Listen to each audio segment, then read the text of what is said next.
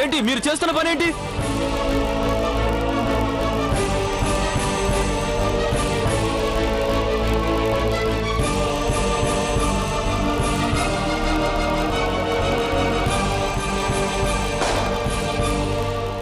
ఆగండి. ఎవ్వరు ఒక్కడు కూడా ముందుకు వేయడానికి వీల్లేదు. ఎందుకోండి నేరస్తుడు. దొంగతనాలు చేసింది, మిమ్మల్ని దోచుకుంది వీడు.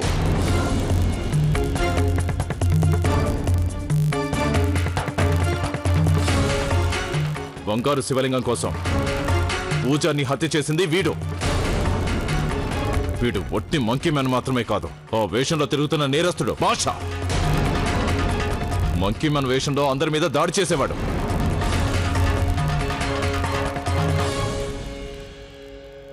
చెప్పురా, అందరి ముందు నిజం చెప్పు. నన్ను క్షమించండి. నేను మిమ్మల్ని అందరినీ చాలా కష్టపెట్టాను. దురాశతో నేను కళ్ళు మూసిపోయి ప్రవర్తించాను. బంగారు శివలింగాన్ని దొంగతనం చేయడానికి వస్తే పూజారి అడ్డుకున్నాడు. అందుకే అతన్ని చంపేశాను.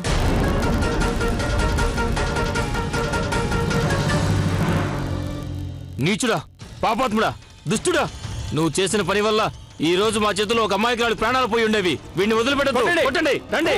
వద్దు, నన్ను కొట్టొద్దు. నన్ను క్షమించండి. దోచుకున్న సొమ్మంతా తిరిగి ఇచ్చేస్తాను. నన్ను పోలీసులకు అప్పగించండి. దయచేసి పోలీసులకు అప్పగించండి ప్లీజ్.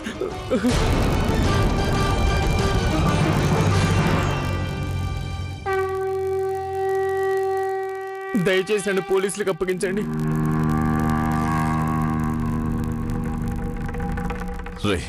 నువ్వు చేసిన తప్పులు ఒప్పుకొని మంచి పని చేసావు, లేదంటే ప్రాణాలు పోయి ఉండేవి. మీరు చేసిన మేలు మర్చిపోలేను. కానీ అర్థం కాంది ఒకటుంది. నువ్వు ధనవంతుల దగ్గర దోచుకొని పేదవాళ్ళకి పంచిపెట్టావు. తర్వాత అందరినీ దోచుకున్నావు. అలా దోచుకోవాలనుకుంటే ఆ పేదవాళ్ళని షావుకారు అప్పుల నుంచి ఎందుకు కాపాడావు? ఎందుకు సాయం చేశావు? ఆ స్వీట్ హోమ్ పిల్లలకి నేనెప్పుడు ఎవరికి ఏ సాయం చేయలేదు. ఆ షావుకారు ఎవరో నాకు తెలియదు సార్. ఆ స్వీట్ హోమ్ పిల్లలు కూడా ఎవరో తెలియదు సార్. ఇవన్నీ నువ్వు చేయకపోతే మరెవరు చేశారు? చెప్పు. మంకీ మ్యాన్ వేషంలో అందరికీ సాయం చేసింది ఎవరు? చెప్పు. శివబాబు గారు, మీరు అడిగిన ప్రశ్నలన్నిటికీ సమాధానం కమలక్క ఇవ్వగలదు.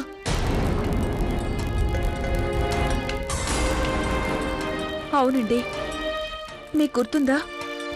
ఆ రోజు మన ఇంట్లో వాళ్ళందరం ధరలు పెరిగాయని బాధపడుతున్నాం. అప్పుడే మంకీ మ్యాన్ ఊళ్ళో తిరుగుతున్నాడని మీరు చెప్పారు. ధరల పెరుగుదల చూస్తుంటే సామాన్య ప్రజలు బతకడం కూడా కష్టం అవుతుంది. అసలు ఏమేం ఖర్చులు తగ్గించుకోవాలో నాకేం అర్థం కావట్లేదు.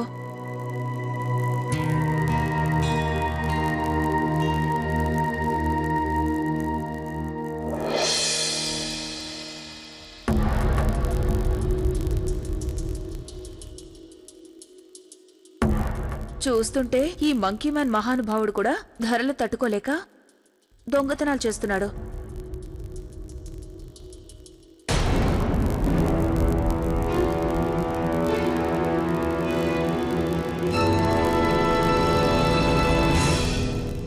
ఈ మంకీ మ్యాన్ గురించి వచ్చిన న్యూస్ నేను ఉపయోగించుకుంటే పేదవాళ్ళకి ఎంతైనా సహాయం చేయొచ్చు కదా.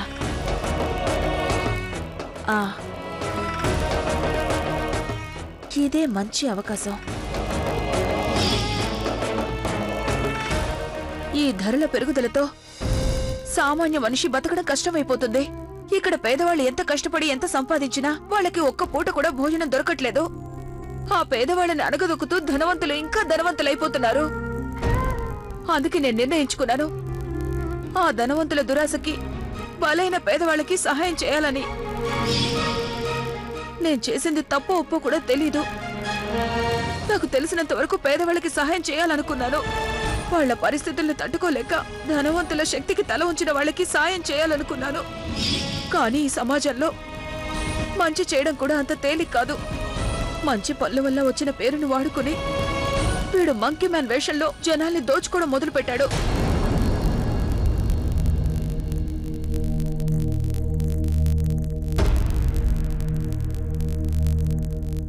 ఏమండి,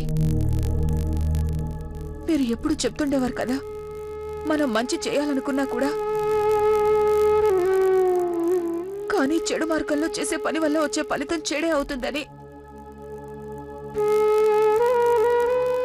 నేను చాలా తప్పులు చేశాను.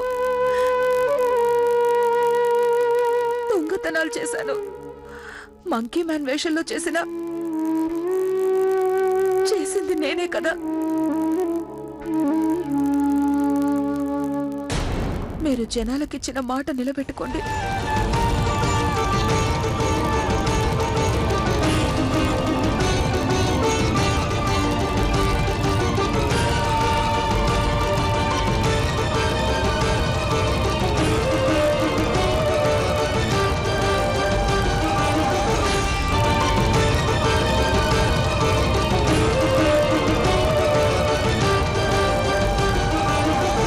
శివ, ఏం చేస్తున్నావు నువ్వు? నా డ్యూటీ నేను చేస్తున్నానమ్మా. ఆగండి శివ గారు, మీరు తననే అరెస్ట్ చేయడానికి వీల్లేదు. ఏ? మీకిచ్చిన మాట ప్రకారం నేను నా వాగ్దానం నిలబెట్టుకున్నాను. ఇప్పటి వరకు మీరందరూ అతన్ని కఠినంగా శిక్షించాలన్నారు కదా.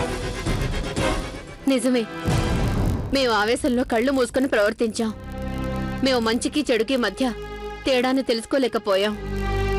కానీ ఇప్పుడు మాకు తేడా ఏంటో తెలిసింది. దయచేసి మమ్మల్ని క్షమించండి కమల గారు. మేము నిన్ను తప్పుగా అర్థం చేసుకున్నాం. నీ ప్రాణాలను సైతం పణంగా పెట్టి మా అందరి కోసం ఎన్నో పనులు చేశావే. మేం మాత్రం నిన్ను నీ కుటుంబంలో వాళ్ళని కూడా అవమానించాం. మమ్మల్ని క్షమించమ్మా, మేము తప్పు చేశాం. చూడండి, మీరు అలా అనకండి. మీ అందరి మీద నాకు ఎలాంటి కోపం లేదు. నీకు ఎవరి మీద కోపం ఉన్నా లేకపోయినా చట్ట వ్యతిరేక పనులు చేసినందుకు చట్టం నిన్ను క్షమించదు. నేను నిన్ను అరెస్టు చేయక తప్పడం లేదు.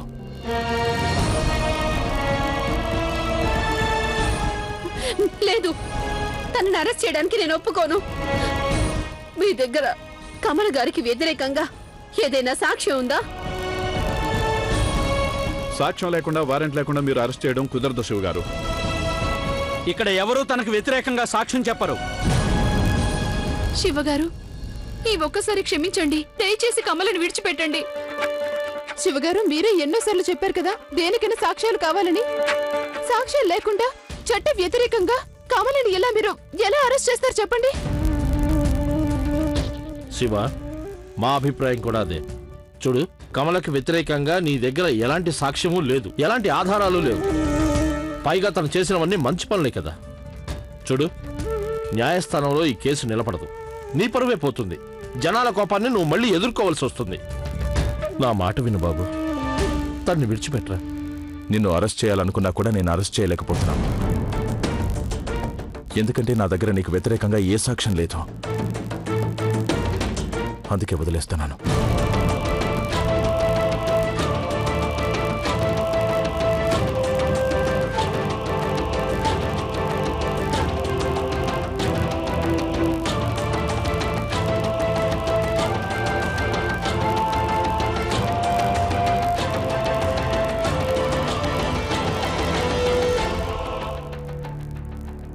పద, మా ఇంటికి వెళ్దాం. పద.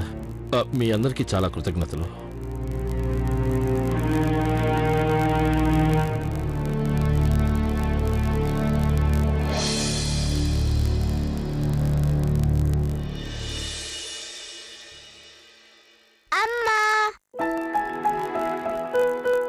అమ్మా, నా హీరో మంచి మంకీ మ్యాన్ మీరే కదూ? వావ్, మీరు సూపర్ మ్యాన్ కన్నా గ్రేట్. మీరు హీరో అంతే కదా నాన్నమ్మ?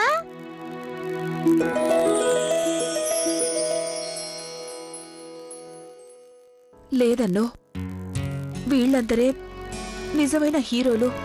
వీళ్ళందరూ గనక లేకపోతే మీ మమ్మీ ఈరోజు ఏమీ చేయలేకపోయేది.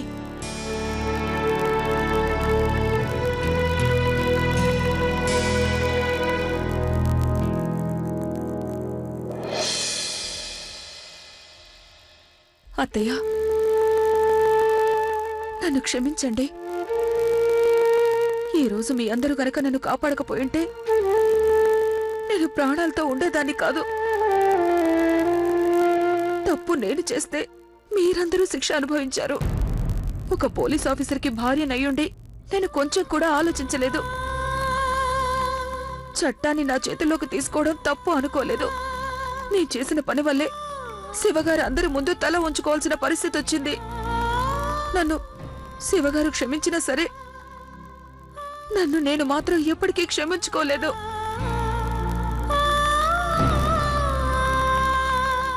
కమలా, జరిగింది పొరపాటే కావచ్చు. నువ్వు నీ తప్పేంటో తెలుసుకున్నావు. అందుకు నేను చూసి గర్వపడుతున్నానమ్మా. అంతకన్నా మేమందరం ఆనందించే విషయం ఇంకోటి ఉందమ్మా. నువ్వు క్షేమంగా ఉన్నావు. ప్రజలు నీ మంచితనాన్ని గుర్తించారు. కమలా, నీ మీద మాకెలాంటి కోపం లేదు. జరిగిందేదో జరిగిపోయింది. కథ కంచికి మనం ఇంటికి. మన ఊరికి ఈ రోజు నుంచి ఆ మంకీ మ్యాన్ నుంచి శాశ్వతంగా విముక్తి. శభాష్. నిజమేనమ్మా, మంచి చేస్తే మంచే జరుగుతుంది. నేను మంకీ మ్యాన్కి వ్యతిరేకంగా సాక్ష్యాలు సేకరించాలి. దానికోసం నాకు మీ సహాయం కావాలి. మీరేం భయపడకండి. ధైర్యంగా ఆ కమల శివాజీ మీద కంప్లైంట్ రాసివ్వండి. తను నా భార్య అయినా సరే, నా భార్య ఇలా చట్ట వ్యతిరేక పనులు చేస్తే చూస్తూ ఊరుకోను.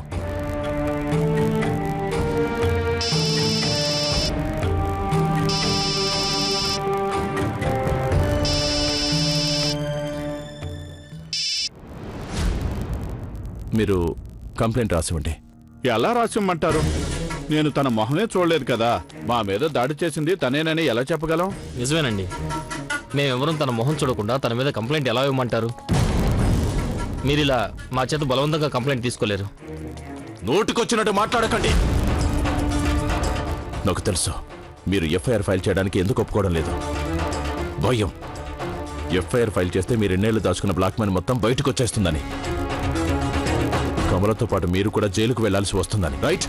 లేదు లేదు, అలాంటిదేమీ లేదు. Shut up your mouth. అయినా మొదటి తప్పు చేసింది మీరు. ఎంతో మంది అమాయక ప్రజల నుంచి తప్పుడు కాగితాల మీద సంతకాలు తీసుకుని వాళ్ళ రక్తాన్ని పీల్చేశారు. మీలాంటి వాళ్ళు ఉండటం వల్లనే నేరాలు జరిగిన వాటి గురించి కంప్లైంట్లు ఉండవు. ఈరోజు మీకు ఈ పరిస్థితి రావటం మంచిదే. మీరు దీనికి అర్హులే.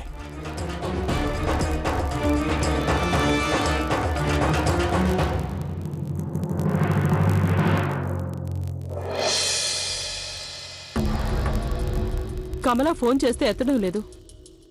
ఒకసారి మనం ఫోన్ చేసి చూద్దాం.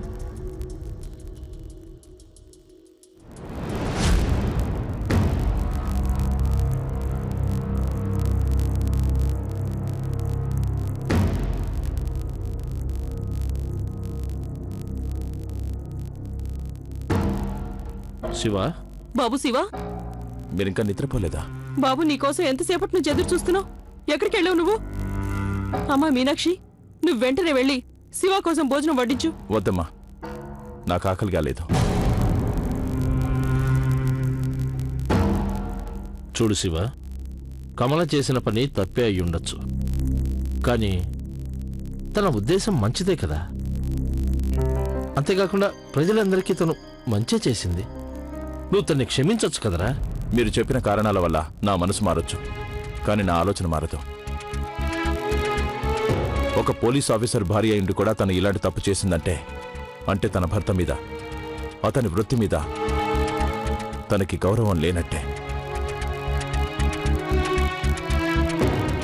తనకి వ్యతిరేకంగా నా దగ్గర సాక్ష్యం ఉండకపోవచ్చు, కానీ అంత మాత్రం చేత తను నిర్దోషి కాదు.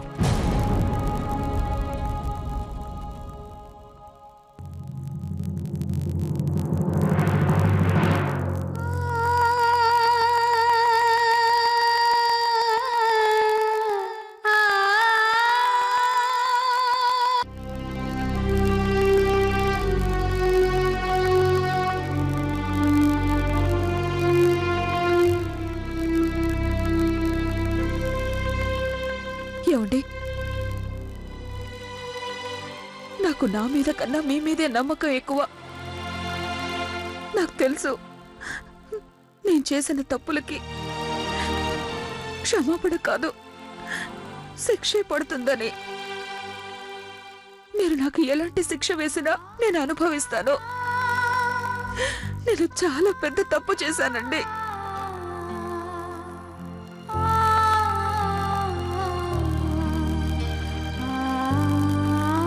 తప్పు నీ ఒక్కదాందేం కాదు కమల, నాది కూడా. ఒక మంచి భర్తగా నేను నిరూపించుకోలేదు. నీ మనసులో నా మీద నమ్మకం కలిగించలేకపోయాను.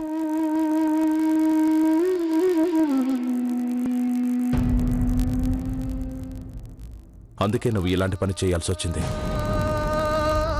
నా నుంచి ఏదో తప్పు జరిగింది, అందుకే నువ్వు ఇంత పెద్ద రిస్క్ తీసుకున్నావు. నా పరువు, మన పిల్లలు, చివరికి మన ప్రేమను కూడా పణంగా పెట్టావు. నువ్వు తప్పు చేయలేదు కమల, తప్పంతా నాదే. శిక్ష కూడా నేనే అనుభవిస్తాను.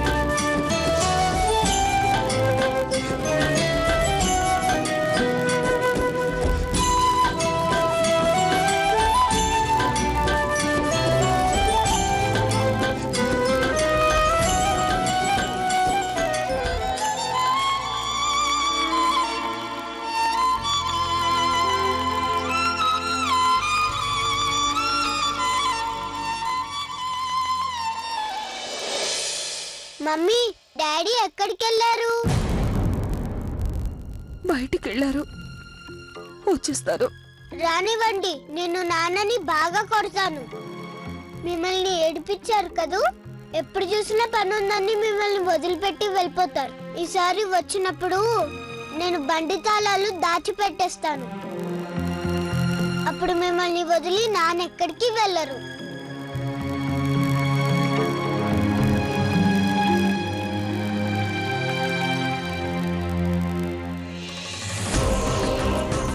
అరే శివ, ఇంత రాత్రి వేళ ఎక్కడికి వెళ్తున్నావు? అడిగేది నిన్నే. శివ,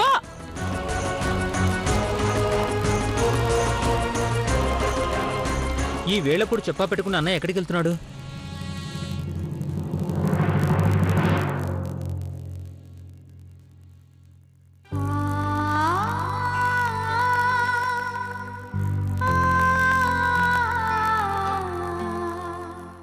ఒంటి గంట అయింది, ఇంతవరకు రాలేదు. ఎక్కడికి వెళ్ళుంటారో?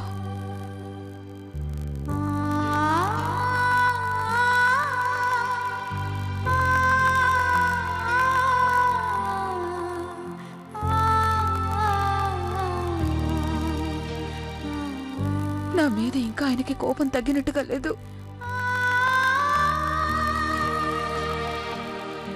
భగవంతుడా, నేను చాలా పెద్ద తప్పు చేశాను. ఫోనే లిఫ్ట్ చేయటం లేదు కదా. వీడెక్కడికి వెళ్ళుంటాడు? అయినా అంత కోపం ఎందుకు?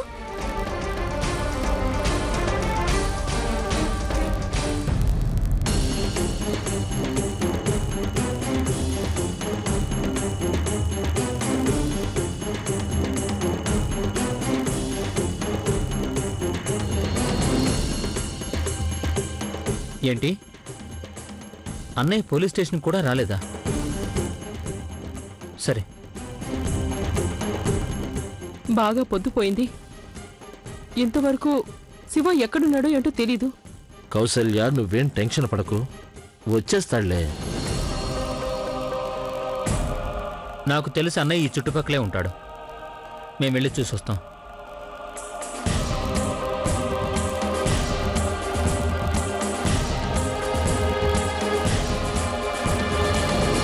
సార్ని నేను ఇందాక ఎల్బీ నగర్లో చూశానండి. ఎల్బీ నగరా? నైనా కొంపలంటుకున్నాయి. అక్కడ బస్ స్టాప్ ఉంది. ట్రావెల్స్ బస్సులు అన్ని ఆ రూట్ నుంచి సిటీ దాడతాయి. మీరు ఖచ్చితంగా అన్నయ్యని అక్కడే చూసారా? ఏదో టెన్షన్లో ఉన్నట్టున్నారు. నేను ఆయనకు సెల్యూట్ చేశాను, కానీ ఆయన ఏం పట్టించుకోలేదు. అదిగో శివ అక్కడున్నాడు, శివ అక్కడున్నాడు.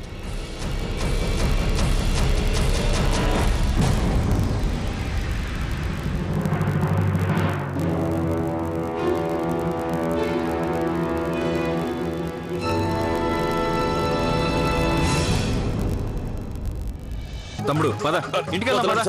పద తమ్ముడు.